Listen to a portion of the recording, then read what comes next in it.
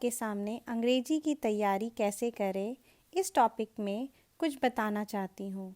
अंग्रेजी में अच्छे अंक बटोरने से संबंधित ऐसे ही गुरों को जिनको ध्यान में रखते हुए सामान्य लापरवाही के कारण होने वाली गलतियों को कम किया जा सकता है, जानते हैं कैसे? BTBC की समस्त टेक्स्ट बुक को एक बार अवश्य पढ़ने का समय निकालना चाहिए। भारतीय बुक डिपो द्वारा प्रकाशित बिहार सेकेंडरी एग्जामिनेशन गाइड के साथ दिए जा रहे अंग्रेजी के पिक्टोरियल डिक्शनरी का परीक्षा की बेहतर तैयारी में अवश्य सहायता ले। अच्छी राइटिंग का सर्वाधिक प्रभाव अंग्रेजी और हिंदी जैसे विषयों के परीक्षक पर पड़ता है। यह बात नज़रअंदाज नहीं करनी चाहिए। स्कूलों में बताए गए महत्वपूर्ण टॉपिक्स और प्रश्नों आदि का खास तौर से ध्यान रखना चाहिए। कम से कम 10 सैम्पल पेपर्स निर्धारित समय सीमा में हल कर सके तो और बेहतर है।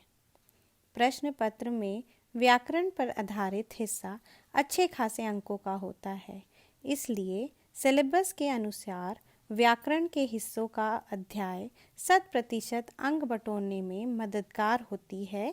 यह बात नहीं भूलनी चाहिए। किसी भी सूरत में हिज्जे की अशुद्धि से बचने का भरसक प्रयास करें। अगर कोई शब्द में दुविधा हो तो अच्छा यही रहेगा कि अन्य आसान वैकल्पिक शब्द का प्रयोग करें।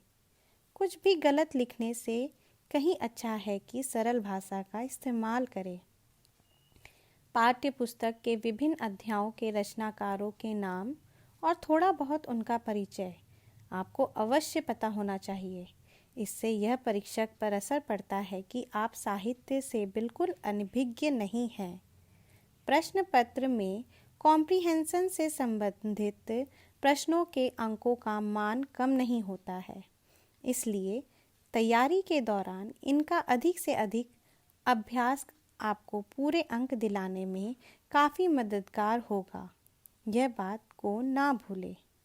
परीक्षा हॉल में भी कॉम्प्रिहेंशन के खंड के प्रश्नों के उत्तर लिखने से पहले संपूर्ण पैराग्राफ को ध्यानपूर्वक पढ़ ले।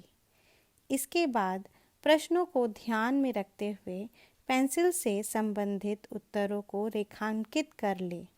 हो सके तो अपनी भाषा का प्रयोग करें। प्रश्नों के अंकों के महत्व के अनुसार सीमित शब्द सीमा में रहकर उत्तर लिखना सबसे अच्छी रणनीति कही जा सकती है।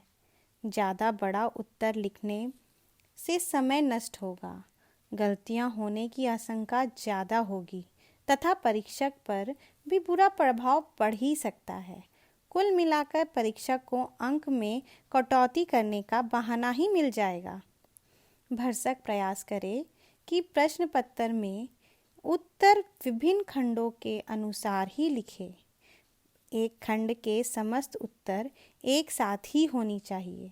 अलग अलग जगह पर लिखने से परीक्षक को कॉपी उलट पुलट कर तलाशना पड़ेगा और उसका प्रतिकूल असर आपके अंकों पर पड़ सकता है।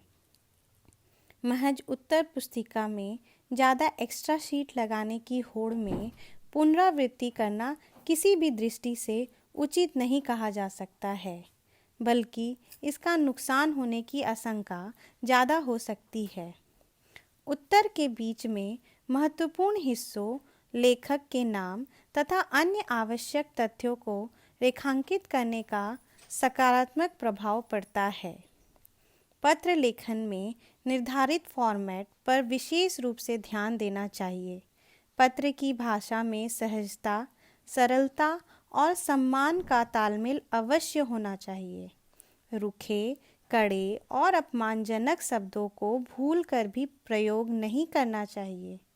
निबंध लेखन में प्रायः हाल फिलहाल ही महत्वपूर्ण घटनाओं से संबंधित विषय भी जानबूझकर रखे जाते हैं। इसलिए अंग्रेजी समाचार पत्रों पर रोजाना नज़र डालने की आदत बनाए रखें। कोशिश करें कि किसी भी प्रश्न को नहीं छोड़ा जाए। इससे थोड़ा बहुत अंक मिलने की आशा बनी ही रहती है। आशा करती हूँ कि मेरे बताए गए पॉइंट्स पर आप ध्यान रखते हुए अपने एग्ज़ाम में लिखेंगे तो आपको 100% मार्क्स ज़रूर आएंगे।